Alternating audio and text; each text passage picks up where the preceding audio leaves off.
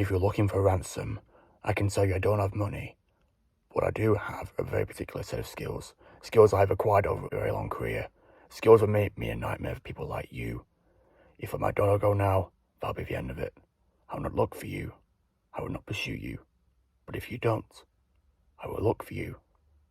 I will find you. And I will kill you. Yo, dudes, the Empire's pretty chill. Maybe you could, join it or something.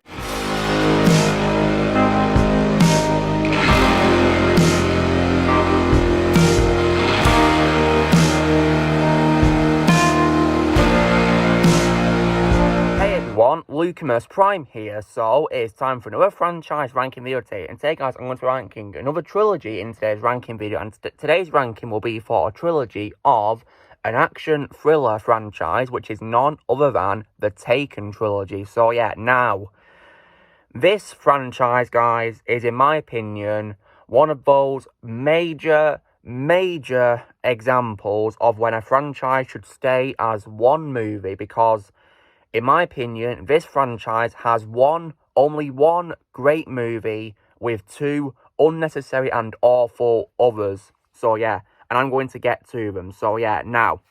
So guys, I'm going to rank the trilogy from best to worst in my personal opinion. So if you guys don't agree, that's absolutely fine. But please respect my opinion just like I respect yours.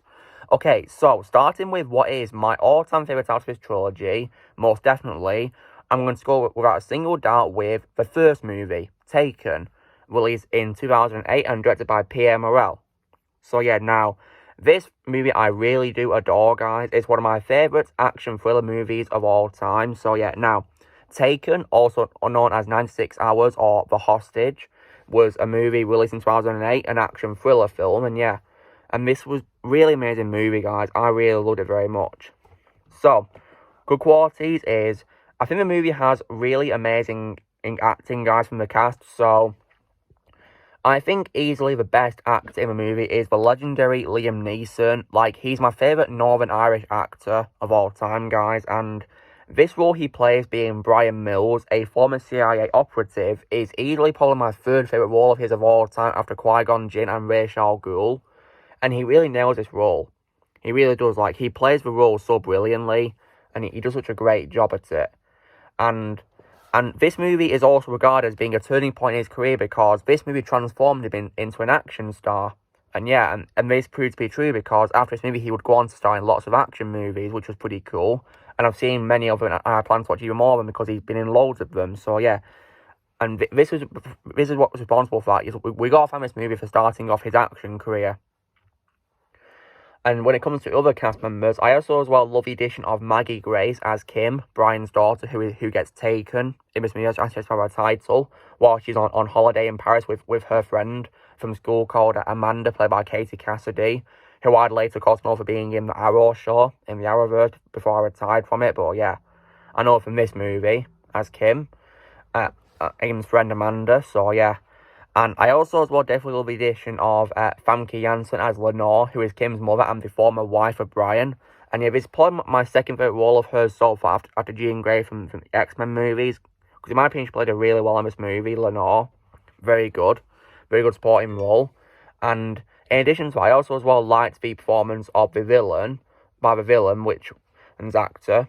The villain was really good in this movie in my opinion, guys. And yeah, it was really good. But so I definitely love, Marco Hoxer, and also Patrice St. Clair, and also Jean-Claude Pitrel. Really great villains in my opinion, guys. They were really good. And yeah, and also the small role of Peter, played by Nicolas Giraud as well. Yeah, there was lots of very good actors in this movie as the villains, guys. They were very compelling as well, and pretty disturbing how they also tortured Amanda alongside other people as well. It was pretty disturbing, yeah. And also, as well, I like the addition of Xander Berkeley as Stuart St. John. In my opinion, he's the only actor as Stuart St. John. The other actor I couldn't care less about as Stuart, but yeah, as far as I'm concerned, Xander will always be Stuart St. John. So yeah. And I also, as well, love the action of this movie, guys. The action is really amazing and very thrilling and intense. It's very good. I think the whole story is also very intense as well. The idea of rescuing his daughter, Brian rescuing his daughter, is definitely very intense. And yeah. after she gets kidnapped by human traffickers from Albania while in Paris, and yeah, it's pretty good story. And the visual effects also really good with 2008 standards as well in my opinion. And I definitely as well love the music composed by Nathaniel McCarley, very great music. And it's very thrilling as well in my opinion, guys. And I also as well definitely do love the iconic line said by Liam Neeson when he calls the kidnappers. And like I said in the intro, the iconic line, yeah. Like, that's probably like his most memorable line he's ever said in my opinion, guys. Like, it's so hard to, not think of that line when you think of an iconic line said by Liam Neeson. I mean, he said many other great lines, but that's probably his most iconic in my opinion. And guys, if you're wondering why I said earlier that in my opinion this franchise only works as one movie, it's because this movie in my opinion, guys, gave great closure to this franchise at the end. It perfectly wrapped up the story at the end because Brian rescued his daughter and then he took her back to the United States where she reunited with Lenore and also took her to meet the fictional singer called Shira, played by Holly Valance. So yeah, that gave a very happy ending, guys, and yeah, this movie did not need any follow-ups at all, and yeah, and we're going to get to them in a moment, but if you want to know how to rate this movie, guys, I would rank it a flat-out 10 out of 10. Easily my favourite out of Trilogy, definitely the best one, no question asked in my opinion. Really amazing movie, and probably one of Liam Neeson's greatest works in my opinion, because it really, boosted his career to making me an action star, and yeah, he was really amazing in this movie. So yeah, now, on to what is in second place for me, guys, because personally, I do not like this movie at all. I think it's a big disgrace to a franchise, and yeah, alongside the other movie we're going to cover. In second place, guys, we're going to what is the third movie, Taken 3. Oh my god. Released in 2014 and directed by Olivier Megaton. So yeah, this movie is a big disappointment, guys, but yeah, it is, however, in my opinion, slightly more tolerable compared to the next one I'm about to cover. But yeah, here we go. So the good qualities I will say is, at least the character, in my opinion, still does a good job. Like, Liam Neeson, still does a good job as Brian, in my opinion. Despite the horrendous direction he had to work with in this movie, I thought he was still good in the role. Despite, the horrendous direction he had to work with. And Maggie Grace was also once again good as Kim, in my opinion. And so was Famke Janssen as Lenore, even though something really bad happened to Lenore, which I'm going to get to in my bad qualities. And I also like the addition of Forrest Whitaker as Inspector Frank Dotzler. He was very good in this movie, guys. Probably my second favourite role, probably my third favourite role of his, actually, after Saw Gerrera in Rogue One, and also Zuri in Black Panther, so yeah. He was very good in this role, in my opinion, although we'll get into bad qualities with regards to his character. And, so yeah. And also, I think the visuals are also quite decent, and so is the action, I guess, although there's not really much of it, in my opinion. And the music by Nathaniel McCarley is still good, in my opinion, a little bit. But on to the bad qualities. So first thing I gotta say is this movie is unnecessary. Like, I think the movies always stay very welcome when they even bother doing sequels to a first movie in the first place, because in my opinion, the first movie didn't need any sequels at all. So yeah, and the reason why I think this movie is totally unnecessary is because it makes the previous movie pointless by killing off Lenore early into the movie and framing Brian for her death. Like, that was just a very dumb move, guys, and yeah, ruined the first movie a lot. And like, I don't know why they had to do that to her, because, Lenore doesn't even play a much big role in the story in the first place. She's supposed to be a supporting character, so why kill her off? Come on. She deserved better than that. And not only that, but I also did not like how they recasted and changed the character of Stuart by making him played by Doug Ray Scott, not Xander Berkeley. And Doug Ray Scott, in my opinion, looks totally different to Xander Berkeley. Like, he looks way younger than Xander Berkeley, in my opinion. And, and looks different physically as well. Like, nothing like him at all. But I will say that he was at least somewhat decent in this role compared to his horrendous portrayal as Sean Ambrose in Mission Impossible 2, a movie I personally don't like. And yeah, But still, it was pretty bad how they recast Stuart like that. They should have brought Xander Berkeley back. And I don't like how they made him a villain in the movie. It didn't really make much sense. It was really confusing as hell. Made no sense. And they also, as well, unfortunately wasted Frank Dotzler, because despite Forrest Whitaker being good as him, my favourite role of him, he didn't have very much screen time, which I did not like, so disappointing. And also, guys, this movie is also so stupid. Like, you could probably watch it pretending it's not even an action movie. You could pretend it's a comedy movie. It probably would have that way, because you can just watch it, you know, as if it's a comedy movie of Liam Neeson running around town punching people. You know, that's what it is. That's basically what Taken 3 is, guys. Especially because this movie isn't even a Taken movie. No one gets taken, as the title suggests. So that is just ridiculous. Like, what on earth was this movie? It's just ridiculous. But yeah. But because of the acting, and also because I like how they changed the story to not be a rehash of the first movie in a way, because no one got taken this time. They changed the story. You know, they didn't, and thankfully it was less boring and a bit more watchable than the next movie we're about to cover. I'm probably going to give this movie, guys, a 5 out of 10. So yeah, I'm giving it 5 because of the performances and the music and the visuals, and I like how they gave us a different plot and not a rehash of the first movie. And yeah. However, guys, that being said, on to what is probably the worst of his trilogy by far. It is none other than Taken 2. Oh my god. This movie right here, guys, Taken 2, released in 2012, directed by Olivier Megaton, his first directing of his trilogy, is an absolute disgrace. Oh my god. Like, I don't even know what happened in this movie, guys. Like, I mean, I don't even know why they made a sequel to the first movie in the first place, because the first movie didn't need any sequels at all.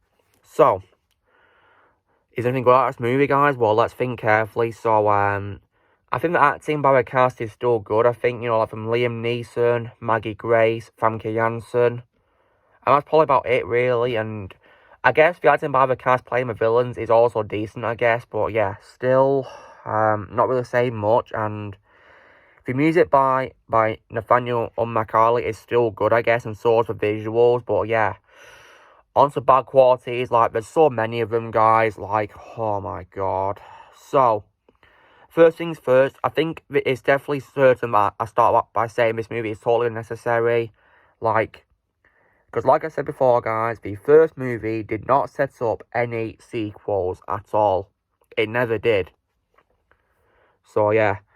And also, what I think is ridiculous, guys, is I found this movie to be incredibly boring as hell. Like, it really was, like, because compared to the first movie, there was hardly any action at all. Like, I found this movie way less watchable than the first movie. Like, I remember watching it, like, I was sat, you know, like this, watching a movie, you know, not smiling or, like, showing any sign of enjoyment, really, and, like, you know, on the verge of falling asleep. And it was so boring and dull to watch. I would go on my phone several times, you know, to do up things on that rather than pay attention to the movie, because I was so bored, you know. And yeah. Not only that, though, guys, but what's stupid is, this movie is basically the exact same plot as the first movie, where a character is taken. The only difference is it takes place in Istanbul, not Paris. And this time, it's Lenora gets kidnapped, not Kim. So yeah.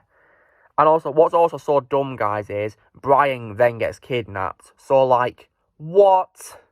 No, I'm not buying that. Hell no. That is just so stupid. Like, you're making a very great character from the first movie get kidnapped after he survived so much from the first movie. Are you having a laugh? Yeah, they really ruined Brian in this movie, guys. They really did. It was just so stupid. And, like, what's also stupid, guys, is, you know, this movie, you know, has such little action. Like, the first movie, guys, which, by the way, is rated PG-13 in America, if I remember correctly, that movie had way more action than this movie. This movie was just so boring, unnecessary, ruined the first movie, in my opinion. It ruined Brian, and yeah, it was just a disgrace. Didn't like it at all.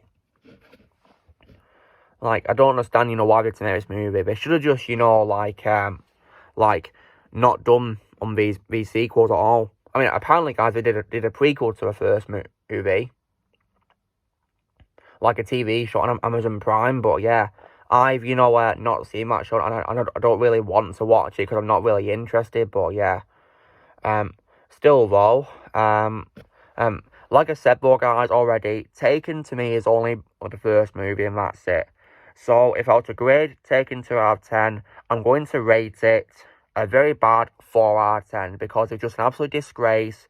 Easily the worst Taken movie ever, guys. A big disgrace. Just like Taken 3 also is due to it making the first movie even more pointless, and yeah. But yeah, these two sequels were just disgrace, and yeah. So Taken 2008, guys, is a major example of a movie that didn't need any sequels. So yeah, like, one great movie with two awful sequels. Like, it reminds me way too much of the Hangover trilogy, guys, where you got one great movie and two dreadful sequels, where, then again, though, I think I probably would prefer Hangover 2 over Taken 2, because at least Hangover 2 wasn't as boring, despite being the same plot as the first movie, just in a different location, you know? And yeah, would also probably prefer Taken 3 or the Hangover 3, though, because Hangover 3, in my opinion, was even more boring, and it didn't even feel like a comedy because it was like a dark thriller. But yeah, we'll get on to Hangover in my ranking of that trilogy one day, guys. But yeah, anyway, guys, so I am done ranking the Taken trilogy, guys. So yeah, so here's how I'd rank it. So number one best would be Taken from 2008. Second place would be Taken 3 from 2014. And last place, and definitely least place, because in my opinion it's a disgrace, Taken 2. So yeah. So as far as I'm concerned, guys, the only best one of this franchise will always be the first movie, and I'd say it's a standalone movie with no sequels at all. So yeah. So, you know, drill, guys, be sure to give this video a like. Also, leave your comments how you guys would rank the Taken trilogy. I'll see you guys would rank it. Also, be sure to join the team by pressing subscribe for movies in the future. If you'd like to be a member, you can press join and peace out all in the description, and I'll see you all later.